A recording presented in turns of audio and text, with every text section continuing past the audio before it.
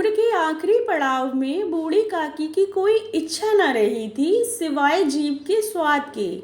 खाने की शौकीन काकी को विधवा हुए 5 साल हो गए थे। उसके जवान बेटे भी असमय मर चुके थे। इस संसार में ऐसा कोई नहीं था जिसे बूढ़ी काकी अपना कह सके। था तो केवल उसका दूर का भतीजा रामलाल। बूढ़ी काकी से लंबे चौड़े वादे करके रामलाल ने उसकी सब संपत्ति अपने नाम लिखवा ली। पैसे का लालची रामलाल बहुत जल्दी ही बदलने लगा। रामलाल की पत्नी रेखा भी व्यवहार से कठोर थी, लेकिन ईश्वर से अवश्य उसे डर लगता था, इसलिए वह बूढ़ी काकी से दुर्व्यवहार करते समय डरती थी। रामलाल और उसकी पत्नी का व्यवहार बूढ़ी काकी के प्रति दिन प्रतिदिन कठोर होता चला गया। यहाँ तक कि जिस काकी की जायदाद से 10 से 20 हजार रुपये प्रति माह की आमदनी थी, वह भोजन तक के लिए तरसने लगी। बूढ़ी काकी जीभ के स्वाद के आगे विवश होकर रोने चिल्लाने लगती थी। बुढ़ापे की वजह से हाथ पैरों से लाचार काकी जमीन पर पड़ी रहती।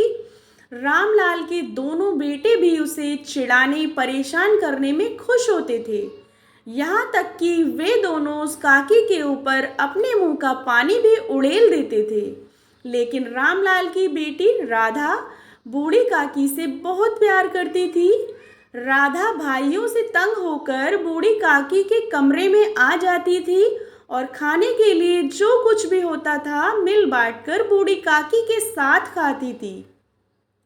कुछ समय बाद रामलाल के बेटे मुकेश की सगाई थी, जिसमें भाग लेने के लिए काफ़ी मेहमान आए हुए थे। पूरे घर में खुशी का माहौल था। रेखा को भी औरतों से फुर्सत नहीं थी। दौड़ दौड़ कर इधर से उधर भाग रही थी। हलवाई काम कर रहे थे, कहीं सब्जियां पक रही थी तो कहीं मिठाइयां बन रही थी। खाना पकने की सुगंध सारे घर में फैल चुकी थी।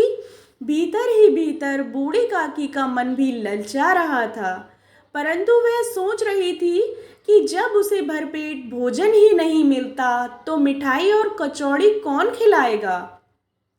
रह रहकर काकी की जीभ लपलपा रही थी। कोई और दिन होता तो वह रो चीख कर सभी का ध्यान अपनी ओर खींच लेती, लेकिन अपशगुन के डर से वह चुपचाप बैठी थी। धीरे धीरे उसका मन बेकाबू होता चला गया और काकी हलवाई की कढ़ाई के पास जाकर बैठ गई। अचानक रेखा की नज़र बूढ़ी काकी पर पड़ी तो आग बबूला हो उठी और बूढ़ी काकी को खूब भला बुरा कहा। अपमानित होकर भी बूढ़ी काकी कुछ नहीं बोली और चुपचाप अपने कमरे में चली गई। काफी समय बीत जाने के बाद भी बूढ़ी काकी की किसी ने सुध नहीं ली तो उसका मन बेचैन हो उठा। तरह तरह के विचार उसके मन में आने लगे। सभी लोग खा पी चुके होंगे, मेरी याद किसी को नहीं आएगी। इसी बीच उसकी भूख जोर पकड़ने लगी और वह लोगों के बीच जाकर पत्तल पर बैठ गई।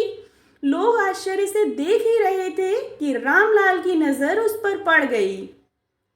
उस दयनीय बूढ़ी काकी को रामलाल ने दोनों हाथों से उठाकर कमरे में लाकर बंद कर दिया और खूब भला बुरा कहा।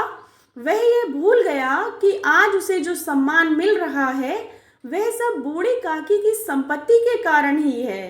रह रहकर बूढ़ी काकी स्वयं को कोसती रही। कभी सोचती कि वहां नहीं जाना चाहिए था, बिना खाए मैं मर तो नहीं जाती। इतना दुर्व्यवहार होने पर भी बूढ़ी काकी का मन दावत में ही रखा हुआ था। कभी कचौड़ियाँ याद आती तो कभी स्वादिष्ट रायता। लेकिन राधा के अलावा बूढ़ी काकी के प्रति किसी के मन में कोई सहानुभूति नहीं थी। रात के 11 बज चुके थे। सभी मेहमान आराम कर रहे थे। हारी थकी रेखा भी सो चुकी थी, लेकिन राधा थी जो जाग रही थी। वह उस समय की प्रतीक्षा में थी जब अपने हिस्से का मिला हुआ खाना बूढ़ी काकी को जाकर खिलाए। रेखा को पता लगने पर पिटाई होने का डर था। माँ को सोता देखकर राधा चुपके से अपने हिस्से की पूड़ियाँ लेकर काकी के पास पहुंची। बेसब्री से इंतजार कर रही काकी एक ही झटके में सब खा गई। परंतु इससे उसकी भूख और बढ़ चुकी थी। उसने राधा से मेहमानों के भोजन करने के स्थान पर ले चलने को कहा, परंतु वहां पड़े टुकड़ों को चुन चुन कर खाने लगी। इसी बीच रेखा की आंख खुल चुकी थी। राधा को अपने पास ना पाकर रेखा ने इधर उधर देखा तो वह काकी के पास खड़ी थी। रेखा बूढ़ी काकी को चुन चुन कर खाते देखकर आत्मग्लानि एवं पश्चाताप से भर उठी। उसने अपनी बेटी की भावना को देखा और अपने बारे में सोचकर आज उसे अपने किए पर भारी पछतावा हो रहा था। उसकी सोई आत्मा जाग उठी थी। आज उसने बूढ़ी काकी को धमकाया नहीं, अपितु उठकर साथ चलने को कहा। उसने सोचा, जिस काकी की जायदाद से हमें इतनी आमदनी हो रही है, उसके लिए मैं भरपेट भोजन भी नहीं दे सकी। ईश्वर से अपने अपराध के लिए क्षमा मांगती हुई रेखा अपने कमरे में गई और पकवान तथा मिठाई का थाल लेकर बूढ़ी काकी के पास पहुंची। भोजन के उस थाल को देखकर काकी का मन आनंदित हो उठा। रेखा ने बड़े ही प्यार से भोजन करने के लिए कहा और विनती की कि वह ईश्वर से प्रार्थना कर दे कि वह हमारा अपराध क्षमा कर दे। बूढ़ी काकी को उस समय स्वर्गिक आनंद की अनुभूति हो रही थी। दोस्तों, हमें यह ध्यान रखना चाहिए कि जो आज हमारे बुजुर्गों का है वह कल हमारा भी होगा। इसलिए बड़े बुजुर्गों का ध्यान रखें और उनके साथ अच्छा व्यवहार करें। आशा करती हूँ आपको कहानी पसंद आई होगी। कहानी पसंद आई हो तो चैनल को सब्सक्राइब करें और कहानी को लाइक एंड शेयर करें। कहानी सुनने के लिए आप लोगों का बहुत बहुत धन्यवाद।